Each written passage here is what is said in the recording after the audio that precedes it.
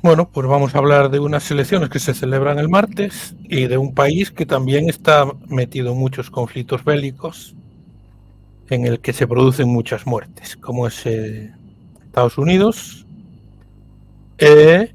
No parece que en el tema de Israel la victoria de uno u otro candidato vaya a suponer ningún cambio, ni sustancial ni no sustancial. Seguramente sigan las cosas igual. No sabemos si la victoria en el caso de Trump generaría algún tipo de cambio en el conflicto, en la guerra de Ucrania, pero yo he visto varias encuestas, en algunas dicen que está todo muy apretado y que incluso Kamala Harris tendría unos pocos más diputados o senadores. Miembros del colegio electoral, porque luego al final Sí. se eligen los delegados del colegio electoral. Es decir, no es por votación. Senadores no. Tú puedes votar, tú puedes ganar las elecciones, lo que se llama el voto popular, pero como lo que se eligen son diputados que van al colegio electoral o miembros del colegio electoral, si tienen más miembros del colegio electoral que el otro, aunque hayas perdido las elecciones a nivel de votos populares, pues eres presidente de Estados Unidos. Es decir, que no es como aquí, que el que gana las elecciones con votos populares gana las elecciones. No, ahí es el sistema de elecciones y cada estado tiene un número de delegados al colegio electoral. Entonces, lo que se va a votar ahora, el día 5, son los delegados al colegio electoral. Entonces, cada estado tiene un número de delegados. Entonces, tú puedes perder. Por ejemplo, puede ser que Kamala Harris gane las elecciones a nivel de voto popular. Pero si Trump gana el colegio electoral, que lo puede ganar, porque depende de estados que tengan muchos, porque los delegados del colegio electoral depende del número de habitantes que tenga cada estado. Y si gana estados que tienen mucho delegado, que envían mucho delegado al colegio electoral, pues puede ganar perfectamente las elecciones Donald Trump sin necesidad de ganar el voto popular, que podría ser que es lo que dan las encuestas. Las encuestas lo que están dando, bueno, no todas, porque hace un par de días están saliendo encuestas que dan la victoria en el voto popular a Donald Trump. Yo creo que la cosa está muy empatada y estará para arriba, para abajo, pero no, bueno, si no se equivocan las encuestas, que últimamente no aciertan ni una, pues puede ser que tengamos un empate técnico y estemos esperando una semana o 10 días para ver quién ha ganado. Pero repito, no se vota.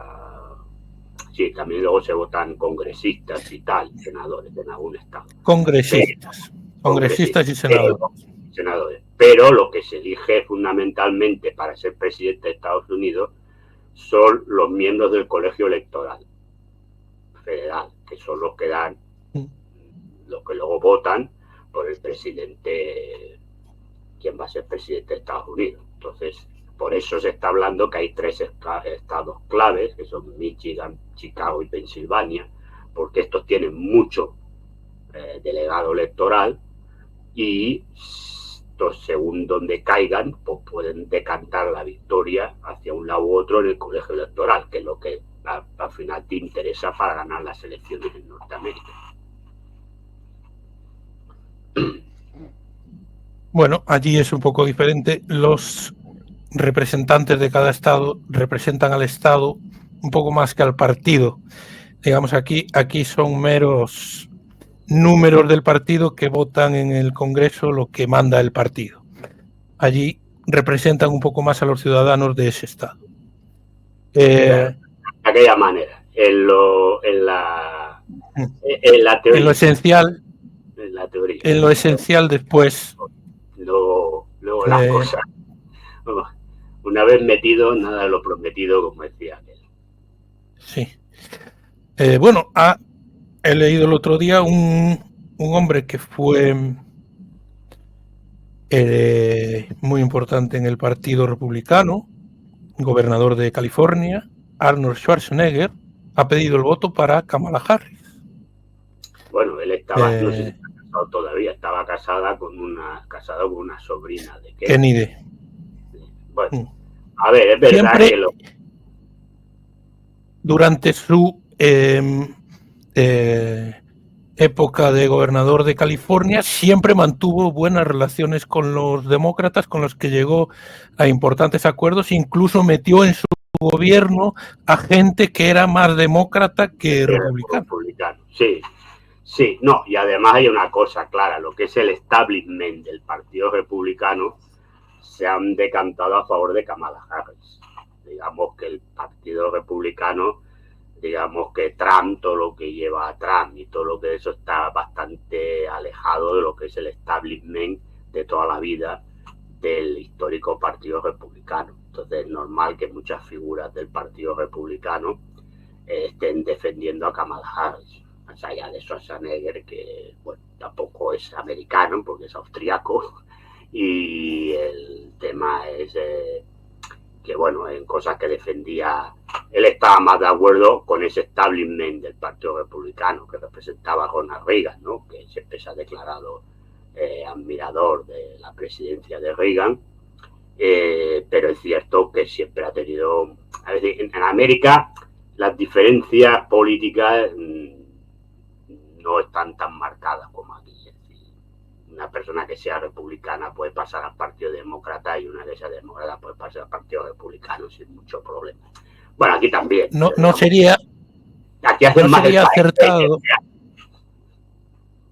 ¿No sería acertado asimilar el Partido Demócrata al PSOE y el Republicano al PP? Por decirlo de alguna manera. No, porque ahí hay mucho base comunicante y hay veces que, por ejemplo, algunas leyes, a lo mejor el presidente que las presenta tiene más votos, por ejemplo, el presidente demócrata a lo mejor tiene más votos de los de republicanos en el Congreso, en el Congreso o en el Senado que es de su propio partido o viceversa. Es decir, porque allí, digamos, que la política, esto de las cosas ideológicas, lo que sí tienen claro todos que son todos anticomunistas, antimarxistas, esto sí, ¿no? Pero más allá de eso, en la política no hay una diferencia fundamental. Hay diferencias de matices. Que ya lo que pasa aquí, lo que pasa es que aquí todavía mantienen el teatro, ¿no? En Europa, no digo solamente en España, digo en Europa. Mantienen todavía el teatro de que usted es de izquierda, yo soy de derecha, yo soy usted comunista, usted no, la pamplina, pero a la hora de la verdad, pues la política funciona bastante como en Estados Unidos, pero allí desde toda la vida de Dios, desde que se fundó Estados Unidos, digamos que no hay unas diferencias abismales entre un partido y el otro, ¿no? Es decir, bueno, pues tú fíjate, claro, se establece que el Partido Republicano es el partido más de derechas, pero es el partido de Abraham Lincoln. Y el Partido Demócrata era el que se habla, que es el partido de tendencia socialdemócrata en Estados Unidos, es el partido que defendía la esclavitud. El Partido Demócrata durante muchos años ganaba a los estados del sur porque defendían el apartheid, cosa que los republicanos estaban en contra. Es decir, que la política norteamericana hay que conocerla. Es decir, ¿cuándo pierde el Partido Demócrata a los estados del sur? O los empieza a perder a partir de que Kennedy establece las leyes de igualación. Y a partir de ahí, pues es evidente que luego hay sectores del Partido Republicano que empiezan a defender una postura más dura con respecto a la población negra, y entonces pues ahí es donde cuando empieza a perder los estados del sur. Pero durante muchísimo tiempo, desde el final de la Guerra Civil hasta, repito, prácticamente la época de Kennedy, el Partido Demócrata, esos estados de lo que era la antigua Confederación Americana, de los estados del sur, lo ganaba el Partido Demócrata, porque el Partido Demócrata era el partido que defendía, repito, las leyes del apartheid, porque en Estados Unidos hubo apartheid hasta los años 60. Es decir, no podían, había locales que no podían entrar los negros, en el autobús había asientos separados, en la universidad no podían ir los negros, es decir, todo esto hasta los años 60, que son con las leyes de igualación, es el nombre que tenía, pero para que se entienda que hizo Kennedy. Y en esos estados ganaba el Partido Demócrata porque era el partido que defendía las leyes del apartheid en los estados del sur. Es decir, cuando hablan ahora de que está la bandera de la Confederación y que eso lo quitaron por no sé qué, bueno, eso lo han mantenido los republicanos, pero eso está puesta, esas banderas están puestas desde prácticamente que acabó la Guerra Civil Norteamericana. Y ahí gobernaban gobernadores demócratas. Porque, repito, el partido esclavista era el partido demócrata, no el republicano.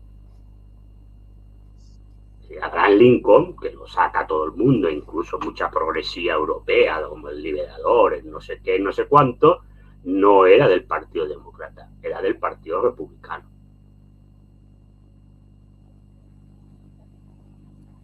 Así que, por lo tanto, en Estados Unidos el tema ideológico... ¿Se asocia más al Partido Demócrata?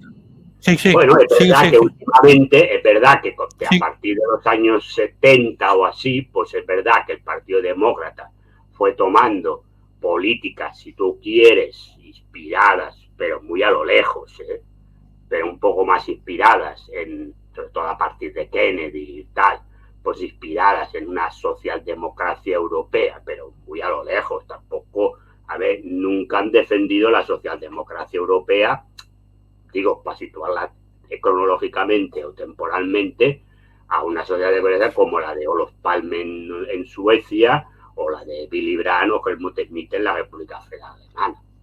Porque para eso ellos, esa socialdemocracia, para la visión norteamericana, era comunismo.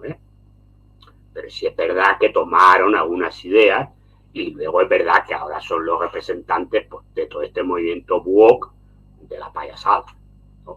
Entonces, el Partido Republicano, es cierto que a partir de los años 70 pues, fue tomando posturas más conservadoras, no solamente en los temas económicos, porque eran los defensores de la escuela de Chicago, de los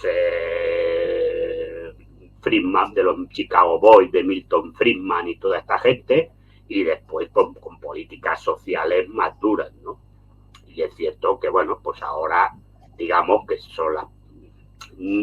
Claro, ahora es difícil, porque ahora lo que ha habido es una implosión del Partido Republicano con la entrada de Trump. ¿Qué ha pasado? Que esta gente ya estaba, porque era la gente antigua del Tea Party, que ahora tiene otro nombre, que era la gente que ya defendía pues el Estado fuera, aborto fuera, no sé qué, pero claro, eran minoría dentro del Partido Republicano. ¿Qué ha pasado? Que con la entrada de Donald Trump, digamos que el apoyo popular que él tiene ha hecho implosionar al Partido Republicano. Y el Partido Republicano hoy en día es Donald Trump.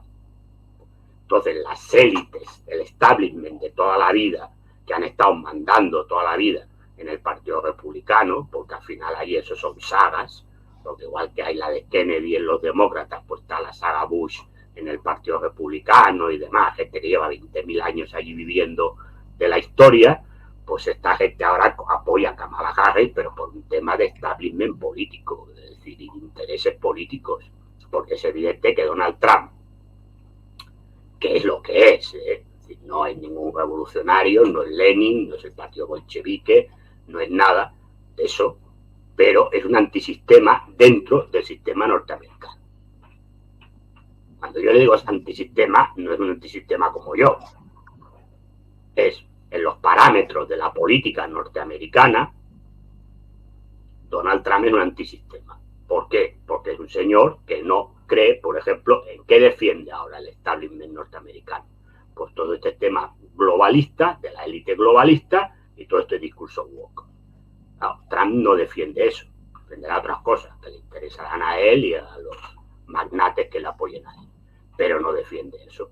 Por lo tanto, es una ruptura con todo ese establishment que han ido manteniendo sin diferencias el Partido Republicano y el Partido Demócrata en el poder, y este señor, pues esto lo ha roto, porque además defiende un aislacionismo a nivel internacional, es decir, no aislarse totalmente, pero sí aquello del Make America Great Again, es decir, vamos a poder hacer América grande de nuevo, preocuparse de las cosas internas de su país, retirar tropas de muchos sitios, considera, por ejemplo, el tema de Ucrania, que esto es una payasada que ha sacado la guerra y por lo tanto lo que hay que hacer es firmar la paz y dejarle de enviar dinero a Zelensky. El tema de Israel es otra cosa, porque ahí estamos hablando ya del lobby judío en Estados Unidos, que tiene mucho poder. Bueno, tanto hay tema de Israel, no va a tocar nada.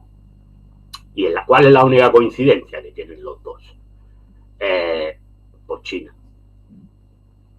que los dos la establecen como la principal enemigo, el principal rival. En eso es lo único que coincide, en el resto no coincide.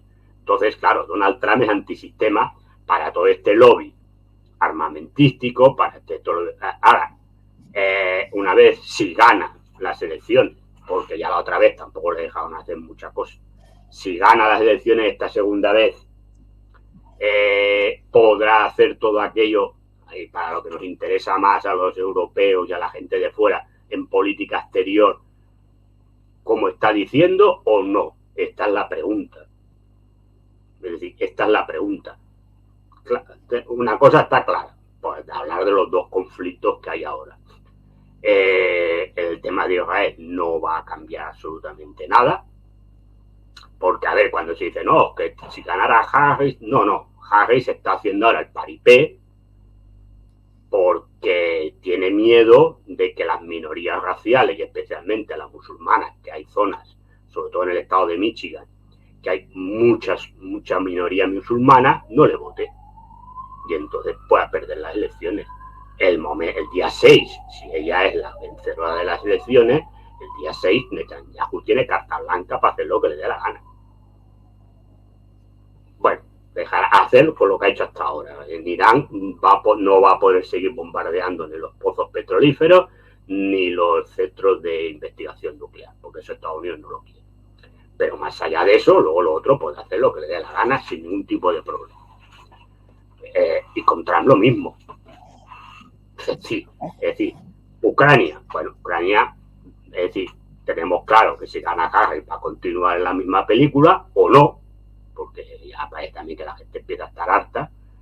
Y con Trump, pues, si cumple lo que dice y le dejan cumplir lo que dice en la campaña electoral, pues Zelensky ya puede ir buscando dónde sentarse para negociar.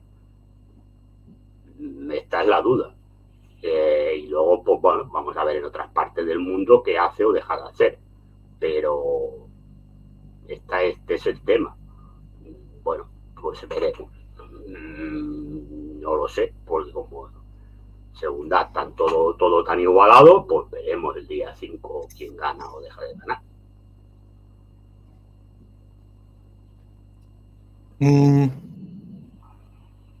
Dentro de la política estadounidense interna, ¿qué cambios crees que podía traer Donald Trump? Bueno, a ver, un poco lo que hizo la otra vez. Es decir, la otra vez lo que hizo fue eliminar mucha de esta legislación del cambio climático, volvió a abrir minas de carbón, volvió a apostar por la industria automovilística, le puso aranceles muy altos no solamente a los productos chinos, sino también a los productos europeos.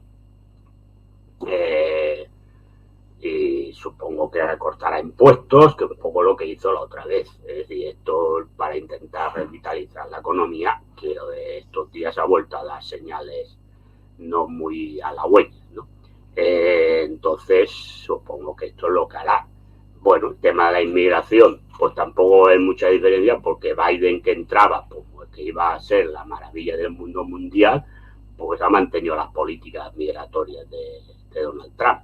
Y ahora incluso que la Kamala Harris habla de acabar con el muro que puso en la frontera con México y de impedir, ¿no?, endurecer las condiciones de asilo político, etcétera, etcétera, etcétera. Por lo tanto, al final parece que tampoco va a haber una diferencia abismal en ese tema, ¿no?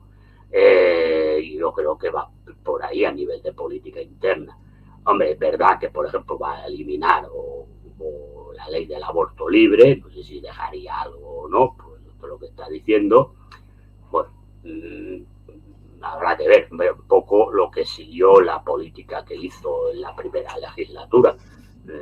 A ver, el señor Trump ya ha estado y lo lógico es que repita, a ver, igual todo no, pero pues claro, 4 años pasan muchas cosas.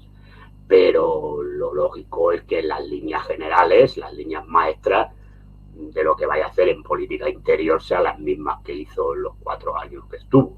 Es decir, yo creo que repito eso, es decir, centrarse más, dar ayudas a las industrias, la automovilística americana, que nos está pasando un momento importante y genera muchos puestos de trabajo en Estados Unidos, y supongo que endurecer todo el tema de aranceles, porque ya ha anunciado que va a subir los aranceles no solamente a los productos chinos, sino a los productos de la Unión Europea. Entonces, ahí, pues, bueno, supongo que irá por ahí, que un poco es lo que hizo la otra vez, es decir, tampoco está engañando a nadie. Como decías antes, el Partido Demócrata está más relacionado con la cultura un poco woke. Sí. Alex Soros, hijo de George Soros, podríamos decir uno de los ideólogos de la cultura woke, dio su apoyo claro a Kamala Harris. Lo han dado todo, y Bill Gates y todo. El único ha sido un poco conocido de los magnates, bueno, digo, que los que se conozcan, ¿no? Porque habrá gente de mucho dinero que no los conocemos que estarán apoyando a Trump.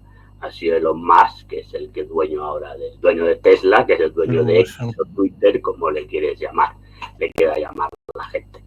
Bueno, es normal, es decir, yo creo que estamos viviendo una época en que lo que se vende como izquierda y progresista es esto. Entonces, pues bueno, pues entonces se viene aquí a explicar este rollo. Claro, este rollo que en el fondo el establishment republicano pues también defendía, si no a pie juntilla, pues también defendía. Pues aquí en España, por ejemplo, el PP también lo defiende, con matices, pero a lo que lo Mollar pues también lo defiende, incluso Vox, ¿no? Pues luego donde está tampoco hace muchas cosas. Claro, Trump es otra cosa, por eso digo que yo creo que todo esto de la ideología woke es lo que dependa, porque hay que decir es que allí los estados federados tienen mucho poder, entonces hay cosas que pueden legislar el gobierno central o gobierno federal que le llaman allí, y otras cosas que no, es decir, porque hay estados, depende qué temas son los propios estados los que legislan, es decir, que él prohíba el aborto no significa que se prohíba el aborto se pueda prohibir el aborto en todos los estados, ¿no? Porque si hay sentencias judiciales que admiten que puede haber en determinados casos se puede practicar el aborto en algún estado, pues ese estado lo seguirá manteniendo. Lo que sí es cierto que si lo hace como ley federal, pues entonces ahí habrá toda esta historia de haber, supongo que determinadas leyes y demás, bueno, y se perseguía que luego va al Tribunal Supremo, aunque el Tribunal Federal, que le llaman allí, que es verdad que es de mayoría conservadora, porque hay los nombran hasta que no se jubilan cuando se mueren. Entonces, le dio la casualidad de que se murieron 2, o uno se fue porque ya estaba muy enfermo, y los nombró él, porque esos miembros los nombra el presidente a dedo. Claro, hay mayoría conservadora, por lo tanto, tuviera algunos tipos de recursos y llegaran al Tribunal Supremo de Justicia americano, pues votarían a favor de él. Pero claro, ya entras en una disputa legal que puede durar años y mientras tanto no se pueden tomar medidas. Es decir, bueno, yo creo que él tomará determinadas leyes federales en este tema, que son temas básicos para sus votantes, y luego pues ya está, pero repito, allí los estados tienen mucho poder, porque incluso en el tema de la inmigración, pues había estados fronterizos que no estaban de acuerdo con las cosas que hacía, el tema de California, que eso es un feudo demócrata, excepto la época de Schwarzenegger, que supongo que mejor la gente le votó más recordando sus películas, ¿no? de tal que, pero ahí normalmente es un feudo demócrata y ahí a veces sus leyes antimigratorias no se aplicaban, ¿no? Lo que había puesto recursos en alguna parte de la ley de migración. Es decir, que a veces lo tienen más complicado los presidentes americanos para poder hacer muchas cosas, porque la Constitución americana le da mucho poder a los estados federados. Y entonces, pues tienen... Es decir, cada estado es como si fuera un país independiente en sí, porque tiene todo lo mismo que tiene lo que es luego el gobierno federal. Y tiene mucho poder. Es decir, incluso puede no querer aplicar en función de lo que sea, puede no aplicar alguna ley de tipo federal, porque le puede buscar la tuerca. Entonces, es decir, y yo creo que estamos viendo en un momento en Estados Unidos de mucha polarización y supongo que en determinados temas, por los estados que están gobernados por demócratas, pues le irán poniendo palos en la rueda mientras puedan.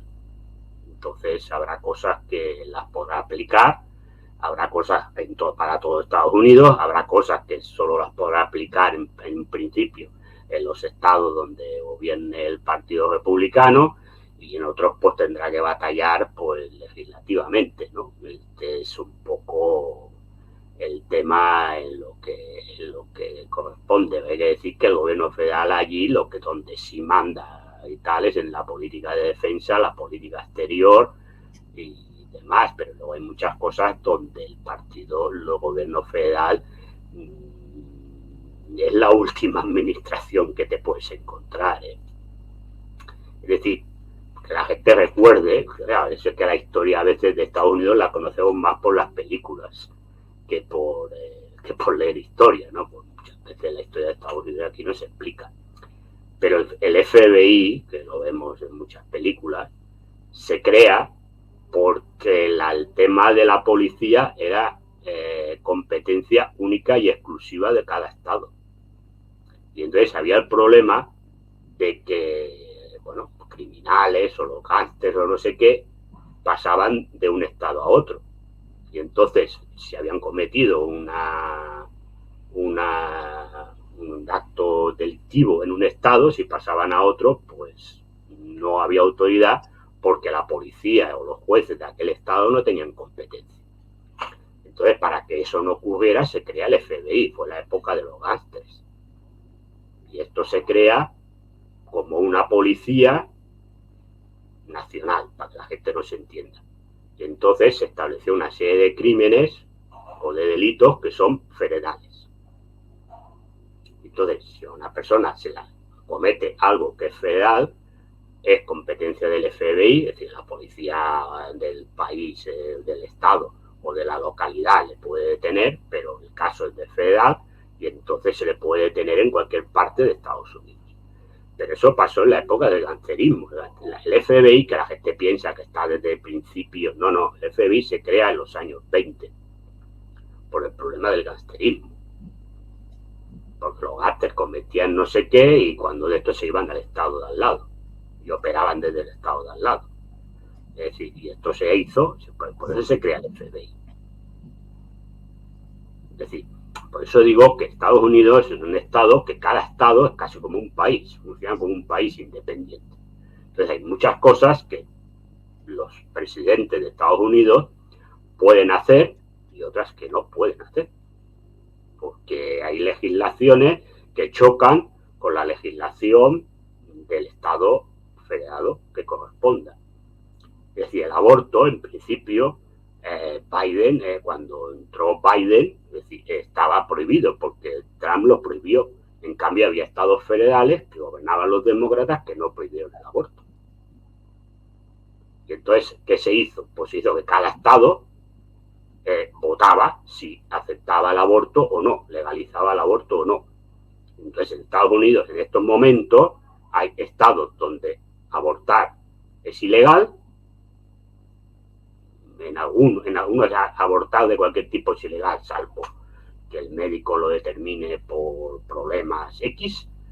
En otros hay una serie de casos, como aquí en España, y en otros el aborto libre. Entonces, por eso digo que hay veces habrá que ver, porque el tema en la política norteamericana es más complicado que el de aquí. Es decir, entonces habrá que ver qué puede aplicar y qué no. Es decir, sí que es verdad que hay, por ejemplo, el tema de la política económica, el tema de la política industrial, ahí sí que puede entrar. Ahí sí que puede entrar. Pero en estos temas, por ejemplo, fundamentalmente el tema de la ideología woke, lo tiene más complicado. Lo tiene más complicado porque ahí mucha de esta legislación depende, no digo en exclusividad, pero sí que los estados federales tienen mucho que decir. pasando a un conflicto en el que Estados Unidos apoya a Israel, Israel contestó a Irán, no sé si con la fuerza que se esperaba o si es solo un aviso de lo que puede venir, y se habla de la posibilidad de que Irán conteste, le devuelva el ataque a Israel desde Irak. Mira, yo el tema, yo ya te dije aquí en este canal y lo he dicho en otros que me han preguntado, yo dije que antes de las elecciones norteamericanas no iba a haber ningún ataque contundente de Israel. Así de claro. Y además dije, no va a atacar porque Estados Unidos no quiere ni pozos petrolíferos, ni refinerías de petróleo, ni centros de investigación nuclear. Punto. El ataque Irán lo conocía y se le dijo a qué sitio se iba a atacar. Punto. Como pasó con el ataque de Irán a Israel. Irán no atacó ningún sitio civil, ni atacó unidades militares. Es verdad que fue más contundente el de Irán que ha sido el de Israel, pero el tema es que antes de las elecciones americanas no iba a pasar nada. Porque a la administración demócrata no le interesa una escalada en del conflicto que le pueda hacer perder votos entre la población musulmana y las minorías raciales que están en contra del apoyo sin fisuras a Israel en las elecciones del día 5. Y esto lo he dicho y los hechos me han dado la razón. No iba a pasar nada. Evidentemente Israel tenía que hacer el ataque porque por imagen se acabó. Las diatribas de unos y otros está muy bien. Estados Unidos ha dicho esto ya se ha acabado, tú has atacado, el otro te ha atacado, punto. No sé si se va a quedar punto o no. Esto ya lo veremos. Pero antes del día 5 lo que iba a pasar era esto. No va a pasar nada más. A partir del día 6, pues entramos en terreno incógnito, en tierra incógnita, decían los clásicos, no lo sé. Porque es evidente que Israel va a hacer lo que le dé la gana. Cuidado, repito, una cosa es lo que le dé la gana en Gaza, Cisjordania y el Líbano, y otra cosa es Irán. En Irán no va a hacer lo que le dé la gana. Si gana Trump, igual sí, pero repito, una cosa es que Trump apoye sin fisuras a Netanyahu, que posiblemente Kamala Harris haga lo mismo, y otra cosa son los intereses norteamericanos. Y ahí entramos en lo que se llama el Deep State, el estado profundo. Y por lo tanto, ahí puede ser que Trump quiera hacer una cosa y le digan, no, esto no se puede hacer. Entonces, ¿por qué? A ver, Estados Unidos, hay un acuerdo, yo lo dije aquí, lo vuelvo a repetir, hay un acuerdo tácito, no escrito, porque en teoría se llevan a matar, entre Estados Unidos e Irán, para que Irán bombee todo el petróleo que considere necesario, para ponerlo a un precio barato y tocarle las narices a Arabia Saudí, que el príncipe Bin Salman está mareando la perdiz si entro en los BRICS o dejo de entrar. ¿No? Y entonces dentro de la OPEP hay lo que le llaman el cártel, que son los 5 países grandes más productores de petróleo. Y Arabia Saudí es uno de ellos. Entonces lo que están haciendo es cuanto más petróleo haya en el mercado, más bajará el precio del petróleo y por lo tanto al señor Saddam le toca, no me acuerdo cómo se llama, le tocan las narices. Esta es la realidad. Y esto es interés de Estados Unidos, esté Kamala Harris o esté Donald Trump. Porque aquí ya no entramos en ideología. Aquí entramos en intereses reales de Estados Unidos como país, o de los amos del cortijo norteamericanos, como el POM, para ser más exactos. Y por lo tanto es igual que esté Kamala Harris que esté Donald Trump. Y entonces, ¿que apoyarán a Israel sin fisuras? Sí, pero en Irán, cuidado. Porque además Irán es otro tema. Porque Irán, independientemente del tema del petróleo, que a Estados Unidos le fastidiaría si el petróleo de golpe se dispara, es que sabe que detrás de Irán está Rusia y posiblemente China. Y entonces ya el tema es otro. Por lo tanto, una cosa es lo que Israel haga con Hezbollah en el Líbano y haga con Hamas o con los palestinos en Gaza y Cisjordania, que ahí Estados Unidos va a mirar para otro lado, como ha hecho hasta ahora, tampoco va a hacer nada que no haya hecho hasta ahora. Y otra cosa es Irán, porque Irán ya entramos en otra dimensión. Y también hay que mirar lo interno de Israel. Es decir, en Israel ya hay mucha gente, y no gente aparte de gente que se manifiesta contra Netanyahu, también hay mucha gente de la parte política y del ejército que empiezan a estar hartos de la política de Netanyahu. Y eso están en coordinación total con la Secretaría de Defensa norteamericana. Por quien está llevando el tema no es Blinken. Blinken va dando vueltas. Pero quien está teniendo los contactos claves con el servicio, con el ejército israelí, con el Estado Mayor israelí, es el Servicio de Defensa, la Secretaría de Defensa norteamericana. Y ahí hay militares israelíes que ya están empezando a hartarse de la política de Netanyahu, que les está llevando, según ellos, un callejón que no va a ningún sitio. Por lo tanto, las cosas, vamos a ver, porque hay mucho lío en todos los sitios. Ahora, la situación pues puede estallar, porque no sabemos qué va a pasar, porque es verdad que sigue habiendo contactos entre unos y otros, ya todo el mundo se habla, pero estamos donde estamos. Ahora, yo tenía claro que hasta antes del día 5, y esto es todo lo que te iba llegando, los inputs que te iba llegando, antes del día 5 no iba a pasar absolutamente nada. Nada. Y esto es lo que ha pasado. Nada. Es decir, el ataque de Israel fue un ataque cosmético para quedar bien y punto. Y se acabó la película. Irán habla, no va a atacar tampoco antes del día 5. Punto. Estamos ya viernes. Hombre, igual me dejan en mal lugar, pero a mí lo que me llega es que tampoco parece que vayan a atacar antes del día 5. Por lo tanto, esto es donde estamos. Y esta es la situación en la que estamos. Porque mientras tanto Israel sigue bombardeando Gaza, los colonos siguen ocupando territorio de Cisjordania con el apoyo del ejército, y Israel sigue bombardeando el sur del Líbano. Pues y Beirut. Entonces, el discurso de Irán, pues ahí está, porque dice, no, vamos a seguir bombardeando mientras tú sigas atacando. Bueno, pues Israel sigue atacando, es como si no le hubieran bombardeado. Es decir, que estamos donde estamos. Estamos donde estamos. Entonces, es evidente que Netanyahu prefiere que gane Trump, porque es evidente que se va a encontrar con alguien en la Casa Blanca aún más